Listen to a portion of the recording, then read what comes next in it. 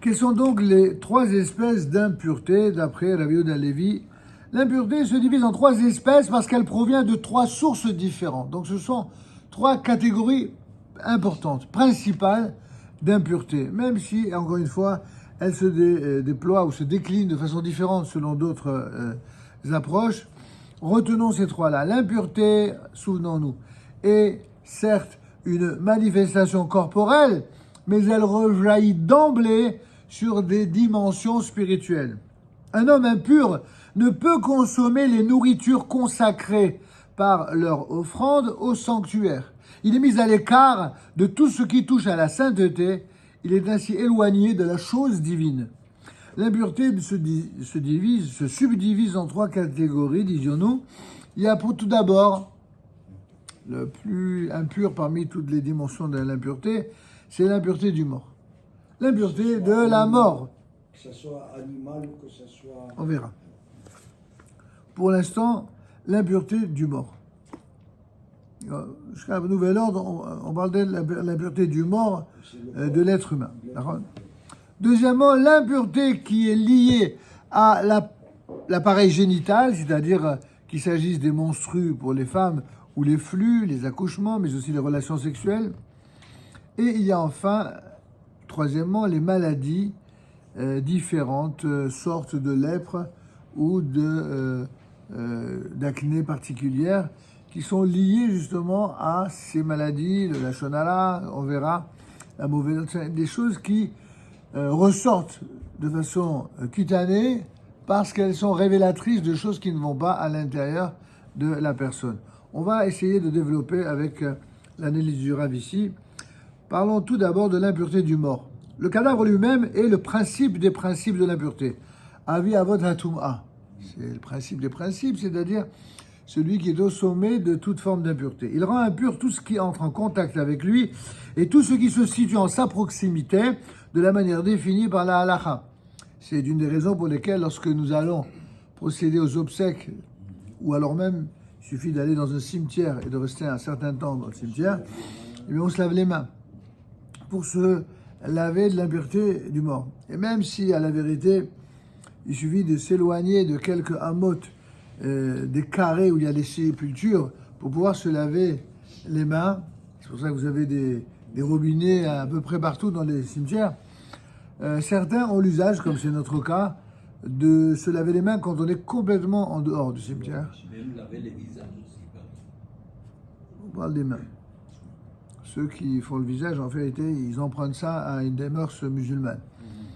Non, il n'est pas fait de référence à le fait de laver les visages quand on va au cimetière. Ça, j'ai pas... D'accord, mais en tout cas, les mains, oui. Pourquoi? Parce que ce sont les mains qui sont là, qui contractent, en tout cas en premier lieu, la touma, et c'est pour cela que c'est elles qui doivent être lavées. Celui qui a touché un mort et qui est ainsi devenu impur,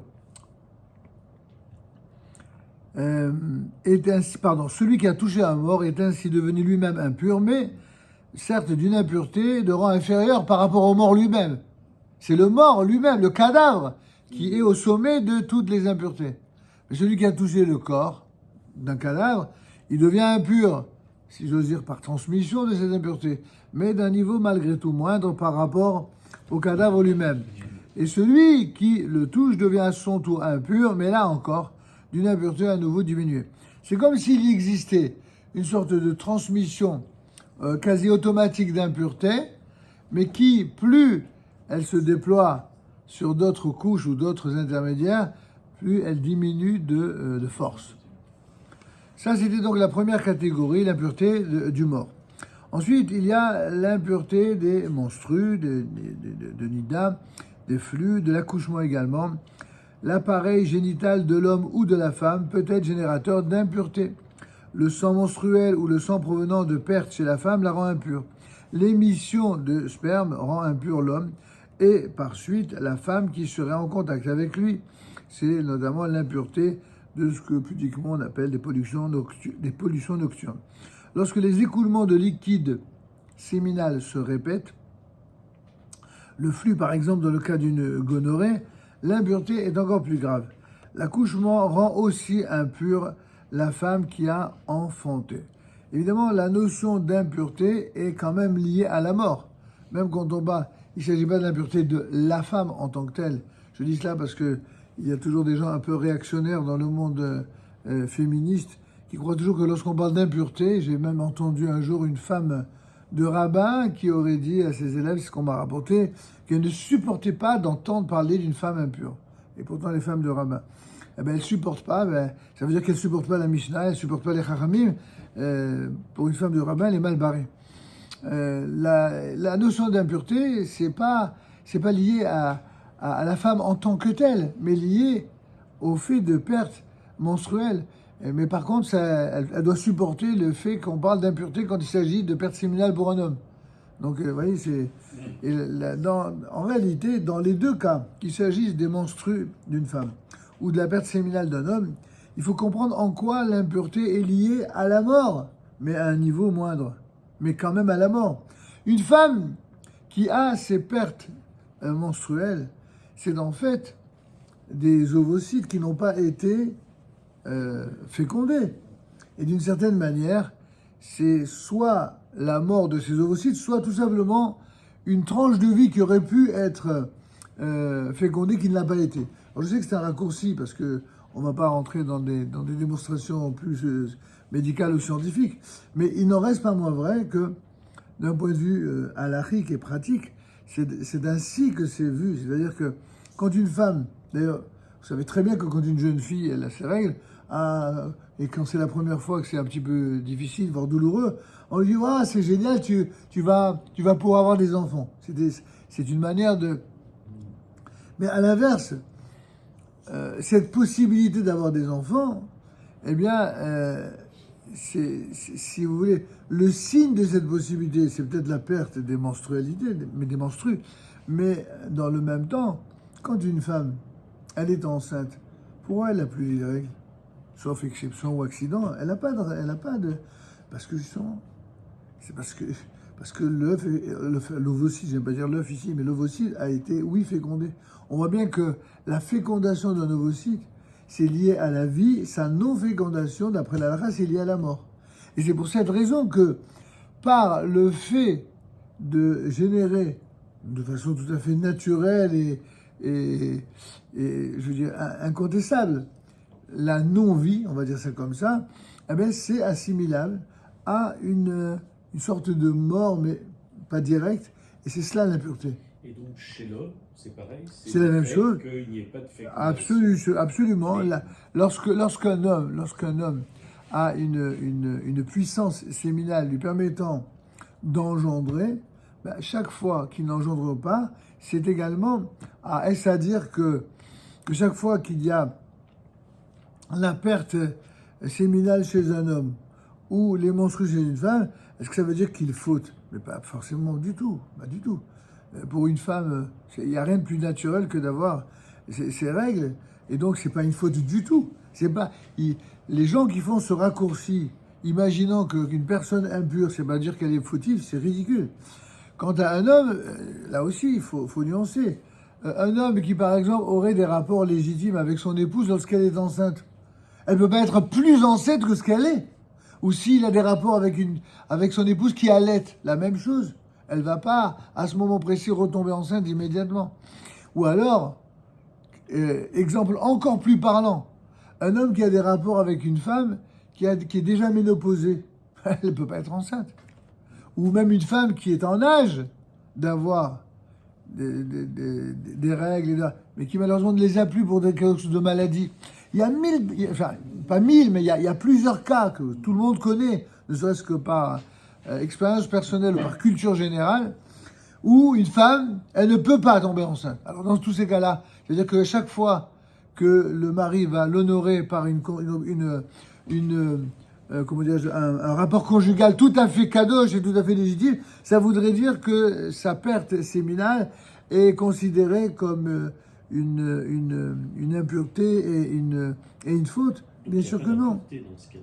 Pas quand c'est dans la mitzvah. Tant que c'est dans la mitzvah. Si aussi longtemps que cette perte séminale, elle est dans le corps de sa femme, c'est pas du tout elle s'est pas considérée, en tout cas, ça n'a pas le même statut de l'impureté au sens habituel. Mais ça reste une impureté, évidemment. Alors, évidemment, si en plus de ça, ça n'est pas dans le corps de sa femme, je ne veux pas ici détailler par pudeur, mais enfin, quelles que soient les façons ou les raisons pour lesquelles ce ne serait pas dans l'accord de sa femme, alors, bah, que non seulement il y a impureté, mais il y a faute. Là, oui, on peut parler de faute. Et alors,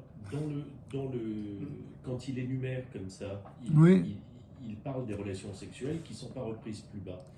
Alors, Il n'a pas parlé des relations sexuelles. Il a juste, pas directement, il a juste dit le sang menstruel. Menstrue, flux, accouchement, relations sexuelles. Oui. Quand il les énumère. Oui. Et ensuite, il ne le reprend pas en bas.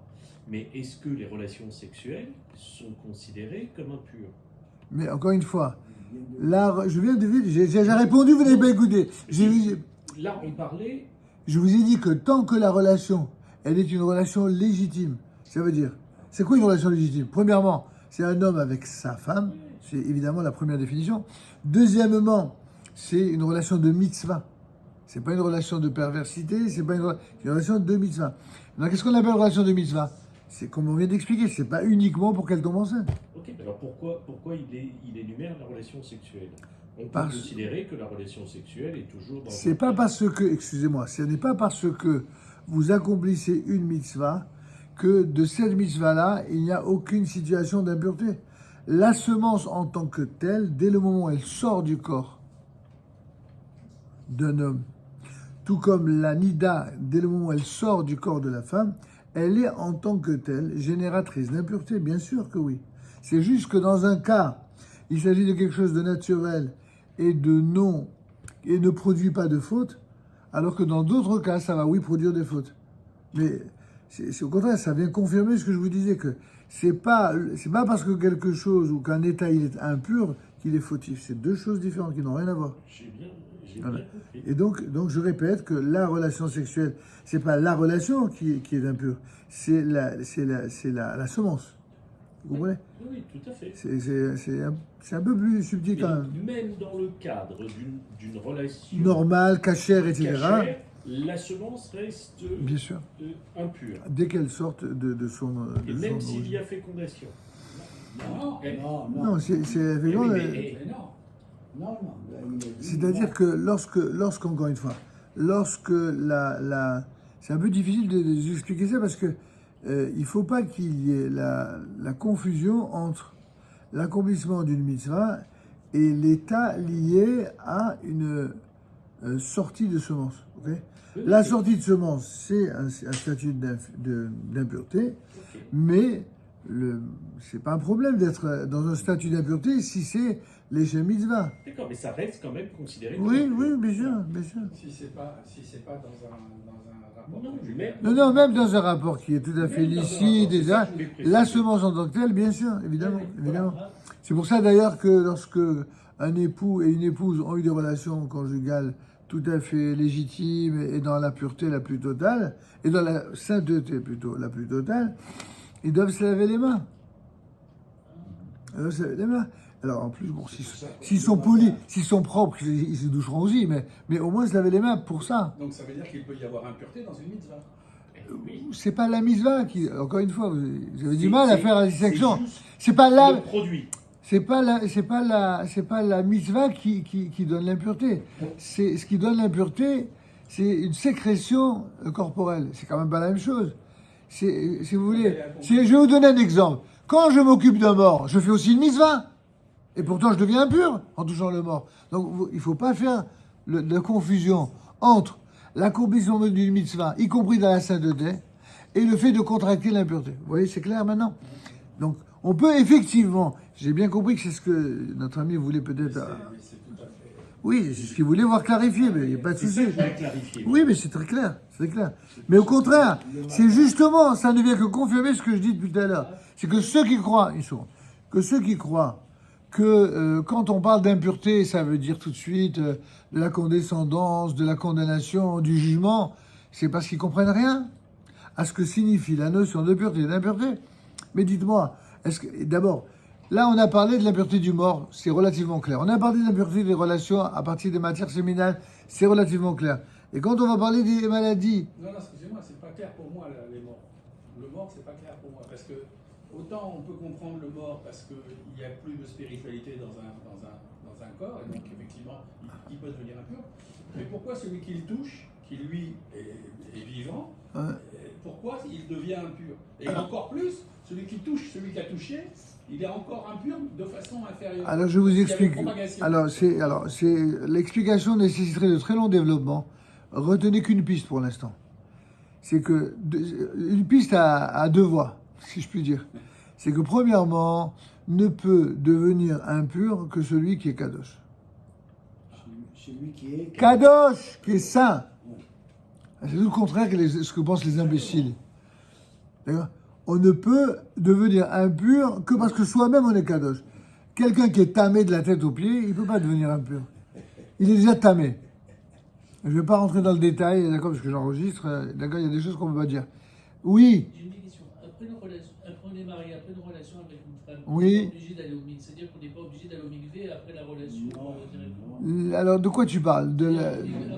Après la relation conjugale, il n'y a pas d'obligation.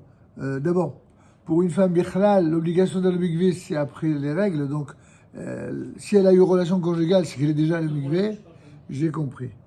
Maintenant, en ce qui concerne les hommes, il existe un certain nombre d'hommes qui ont une attitude de chassidout, et pas chassidout au sens moderne du monde ashkénaze. Chassidout même à l'époque du monde Sfar. Rambam, il était pas ashkénaze, il était pas Chabad, Rambam, il était Rambam. Il était Rambam Sfaradi. Et il allait au mikvé tous les jours. Et les sofrim, ils vont au mikvé. Et puis les gens pieux, notamment en Israël, ils vont au mikvé tous les jours. Alors certains aujourd'hui vont mikvé tous les jours. C'est justement, surtout en raison des pères séminales, qui sont beaucoup plus fréquentes justement chez les hommes et surtout chez les hommes qui sont en âge, disons, de puberté, et au moment où le bouillonnement il est le plus manifeste. Alors ils vont souvent au mikvé. C'est une excellente chose, évidemment, pour toute personne qui peut le faire, qui a la possibilité de se rendre dans un mikvé, qui a le temps pour ça, et kol hakavod. D'autres ont le minhag de le faire la veille des fêtes. Il y en a qui le font juste la veille de Rosh Hashanah Kippour. Chacun le fait selon son minhag. Et puis il y en a que, bichlal, ils le font que une fois tous les X de temps. C'est tout. En tout cas, ils ont tous sur qui s'appuyer. Après, tout dépend du conditionnement dans lequel on veut se placer pour se hisser à un niveau plus élevé. Comme disait Rabbi Shimon tout à l'heure, les sofrim qui écrivent les Sefer Torah et qui vraiment doivent écrire le nom de Dieu, etc. Et à chaque fois qu'ils écrivent le nom de Dieu, la plupart se rendent dans le mikvé. C'est-à-dire que bon, il faut aussi comprendre c'est quoi la logique du mikvé. La logique du mikvé, c'est de se plonger, c'est le cas de le dire, au sens propre comme au sens figuré, dans un bain de sainteté, de purification. Et avec les fameux Arbaim CA, la quantité requise dans un mikvé kasher, pour que, voilà, on puisse ainsi créer cette sorte d'adéquation dont on a parlé tout à l'heure entre le corps et l'âme. Maintenant, ce conditionnement, il est une étape indispensable pour ceux qui veulent vraiment s'élever au plus haut, effectivement. Il y en a qui le font uniquement pour étudier la Torah. Il y en a, et évidemment, quelle que soit la raison pour laquelle quelqu'un le fait, c'est toujours d'un niveau formidable. Kol hakavod. En tout cas, Les deux pistes, même pas donné les deux pistes. parce que j'ai été coupé plusieurs fois. Alors, les deux pistes, c'était pourquoi, rappelez-moi? Pour le mort, le corps du mort. Celui qui touche le mort. Oui, les deux pistes, c'était de dire que premièrement, il n'y a que le kadosh qui peut devenir tamé. Ça, c'était la premièrement. Et le deuxièmement, je ne sais même plus ce que je vais vous dire, parce que moi, quand on me coupe la parole, à chaque fois, j'oublie. C'est pas grave. Et à ce propos, je me souviens, j'ai lu enfin, pas que dans le Raphaïm, mais le Raphaïm il développe l'idée, c'est que les cadavres des goïms n'ont pas la même, enfin disons quand on touche le cadavre d'un goï, on n'a pas la même impureté. Il y a quand même un peu d'impureté, mais pas la même que si c'est un cadavre. C'est un sujet en soi. C'est un sujet en soi. C'est un sujet en soi qu'on abordera ultérieurement. Ça avait l'air d'être compliqué. Ouais. C'est pas tout l'un ou tout l'autre. On en parlera une autre fois. C'est parce que je vais encore partir dans des considérations un peu compliquées. Je préfère qu'on s'en tienne au plan du Kuzari. Donc, il y a Donc, après avoir vu l'impureté du mort et l'impureté liée à l'appareil génital, il y a Maladie.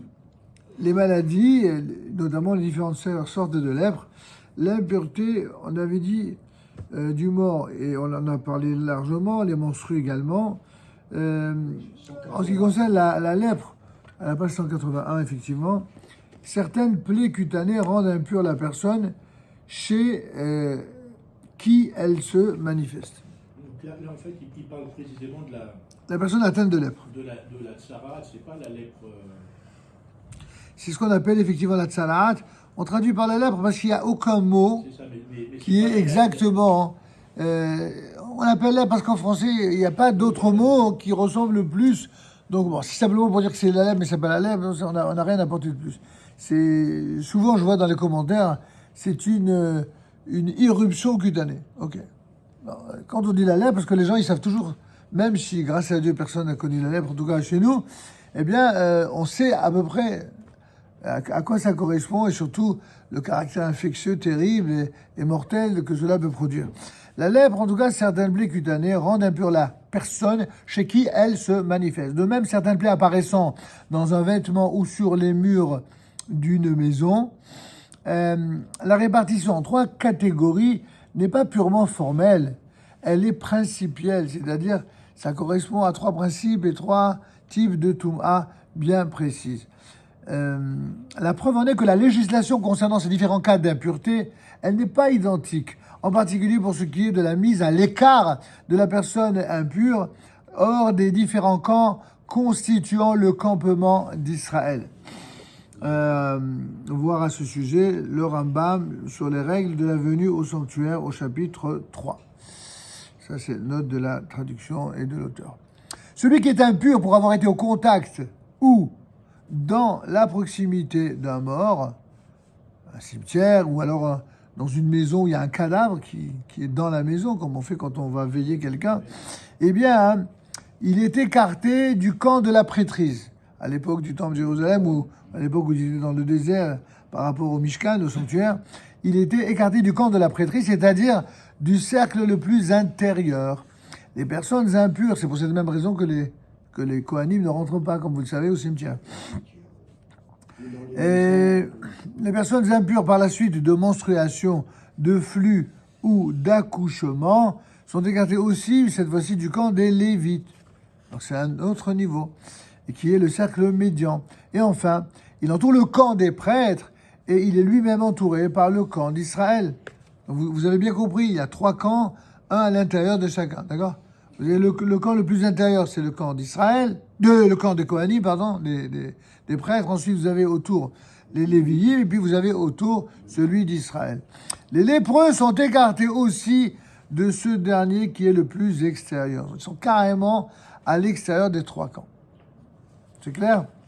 Ce qui nous amène à développer, selon le plan du Rav, la notion de mort comme source d'impureté. En quoi et pourquoi c'est la mort qui est la plus grande source d'impureté.